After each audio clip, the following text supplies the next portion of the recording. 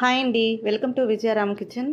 శనగపప్పుని ఉడకబెట్టే పని లేకుండా, గ్రైండ్ చేసే పని లేకుండా సింపుల్గా చేసుకునే నేతి బొబ్బట్లు చూపించబోతున్నాను. ఈ ఉగాది పండగకి ఇలా ట్రై చేయండి, మీకు టైం సేవ్ అవుతుంది, అలాగే సింపుల్గా కూడా అయిపోతాయి. ఈ బొబ్బట్లు ఒక్కరే ఈజీగా చేసేయచ్చండి, చాలా సింపుల్ ప్రాసెస్ అన్నమాట. టేస్ట్లో ఏమాత్రం డిఫరెన్స్ ఉండదు, చాలా బాగుంటాయి. ఒక్కసారి ట్రై చేయండి. ఈ వీడియో నచ్చితే తప్పకుండా లైక్ చేయండి, షేర్ చేయండి, కామెంట్ చేయండి, అలాగే నా ఛానల్ని సబ్స్క్రైబ్ చేసుకోండి. ఈ బొబ్బట్లు తయారు చేయడానికి ఇక్కడ నేను 2 కప్పుల మైదా పిండి తీసుకున్నానండి. మైదా పిండి ప్లేస్లో మీరు గోధుమ పిండి అయినా తీసుకోవచ్చు, లేదా అది 1 కప్పు ఇది 1 కప్పు అయినా తీసుకోవచ్చు. తర్వాత ఇందులోకి ఒక పావు teaspoon salt, half teaspoon పసుపు, అలాగే 2 టీ స్పూన్ల నెయ్యి వేసి ఈ పిండిలో ఇవన్నీ కలిసిపోయేలా బాగా మిక్స్ చేసుకోండి. పిండిలో ఇవన్నీ కలిసిపోయిన తర్వాత ఇందులోకి కొంచెం వాటర్ తీసుకొని కొద్ది కొద్దిగా యాడ్ చేసుకుంటూ పిండి ముద్దని బాగా సాఫ్ట్గా కలుపుకోండి. పిండి ముద్దని ఇక్కడ వీడియోలో చూపిస్తున్న విధంగా సాఫ్ట్గా కలుపుకొని పెట్టుకోండి.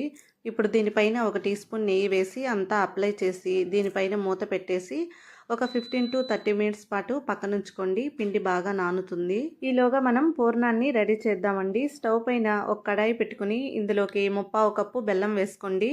తర్వాత ఇందులోకి ఒక అరకప్పు వాటర్ వేసేసి ఈ బెల్లం మొత్తం కరిగిపోయేలా బాగా కరగనివ్వండి. బెల్లం కరిగితే సరిపోతుందండి, పాకం రానవసరం లేదు. ఇలా బెల్లం మొత్తం కరిగిపోయిన తర్వాత దీన్ని పక్కకు తీసుకొని పెట్టుకోండి.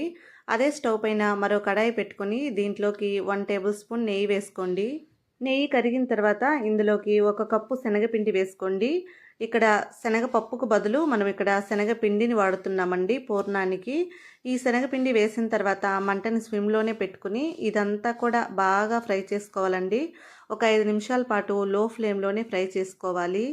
శనగపిండి వాడిపోకుండా మధ్య మధ్యలో ఇలా కలుపుకుంటూ దీన్ని బాగా ఫ్రై చేసుకోండి. ఇలా శనగపిండి ఫ్రై అయిన తర్వాత మనం ముందుగా బెల్లం కరిగించి పెట్టుకున్నాం కదా, ఆ వాటర్ని కొద్ది కొద్దిగా యాడ్ చేసుకుంటూ ఇదంతా కూడా బాగా మిక్స్ చేసుకోవాలండి. వాటర్ అన్ని ఒకేసారి వేయకుండా కొంచెం కొంచెం వేసుకుంటూ ఈ పిండిని బాగా కలుపుకోవాలి. ఇలా కొన్ని వేసి కలిపిన తర్వాత మళ్ళీ కొద్దిగా యాడ్ చేసుకుంటూ ఈ పిండిని కలుపుకోండి. ఈ బెల్లం వాటర్లో శనగపిండి కలిసిపోయి మనకి ఫస్ట్ లూజ్గా తయారవుతుంది. తర్వాత కలిపే కొద్దీ గట్టిపడిపోతుంది, మనకి పూర్ణంలాగా రెడీ అవుతుందన్నమాట.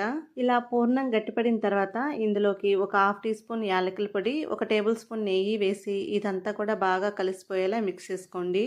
ఇవి వేసిన తర్వాత మరో 2-3 నిమిషాలు బాగా ఉడికిస్తే పూర్ణం ఇలా గట్టిపడి మనకి ప్యాన్కి అతుక్కోకుండా ఇలా సపరేట్ అవుతుందన్నమాట.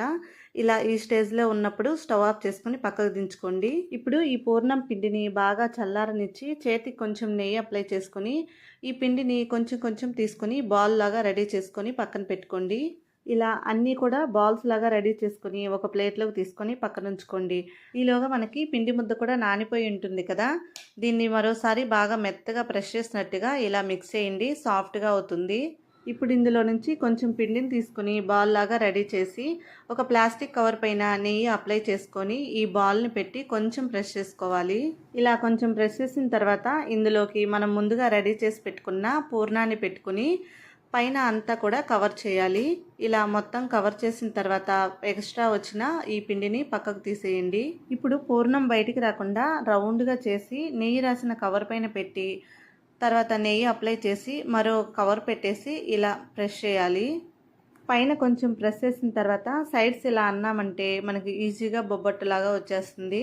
చూసారు కదా, ఇప్పుడు పైన ఉన్న కవర్ తీసేయండి. స్టవ్ పైన ఒక ప్యాన్ పెట్టుకొని దీనికి నెయ్యి రాసుకోండి. తర్వాత ఈ బొబ్బట్టు వేసుకొని ఒకవైపు కాలిన తర్వాత మరోవైపుకి స్లోగా తిప్పుకోండి.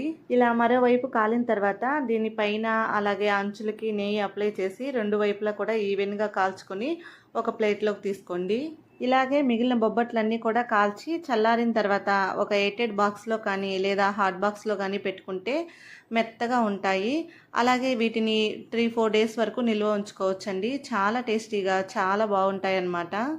ఇవి శనగపిండితో చేసినా సరే మనకి టేస్ట్లో కానీ ఫ్లేవర్ కానీ ఏమాత్రం డిఫరెన్స్ ఉండదండి. సేమ్ శనగపప్పుతో చేసినట్టే ఉంటాయి. ఈ వీడియో నచ్చితే తప్పకుండా లైక్ చేయండి, షేర్ చేయండి, కామెంట్ చేయండి. అలాగే నా ఛానల్ని సబ్స్క్రైబ్ చేసుకొని పక్కనే ఉన్న బెల్ బటన్ని క్లిక్ చేయండి. Thank you for watching.